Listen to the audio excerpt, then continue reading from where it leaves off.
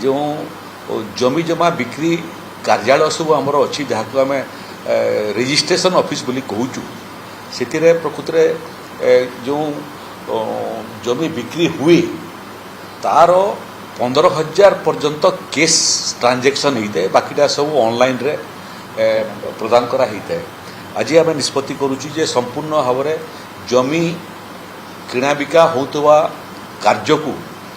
संपूर्ण भाव में आम केसलेस करूँ गोटे पैसा मध्य केस ट्रांजेक्शन हेब ना एवं एटा सफल भाव में करने आम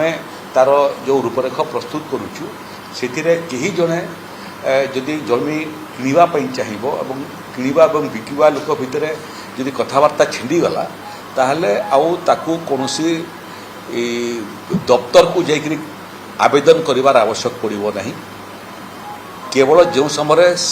चूड़ांत दलील प्रस्तुत हो तांकर परिचयटा को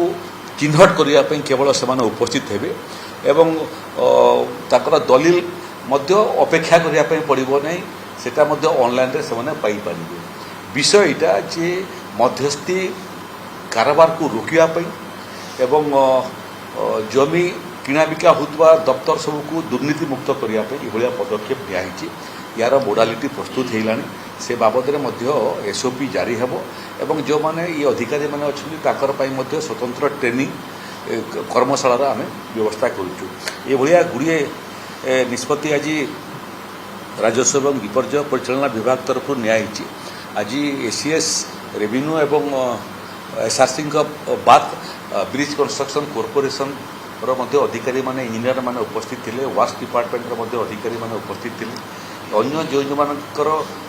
एजेंसी माध्यम ये ड्राइंग डिजाइन प्रस्तुत होची से माने आसिक प्रेजेंटेशन कर प्रेजेंटेशन कलापर एवं देखला आहरी 5टा परामर्श जो आवश्यक थिला ये परामर्श मैंने दीचु। संभवतः आगामी दिन में ओडिशा तार स्वतंत्र एक राजस्व कार्यालय देखिबो भुवनेश्वर गोटे विपर्यय परिचालना भवन मध्य देखिबो सर्किट हाउस नुआ कलेबर देखिबो एवं रोटी अनुष्ठान रे अत्याधुनिक प्रेक्षालय जो प्रेक्षालय की केवल प्रादेशिक नुह कि जातीय नुह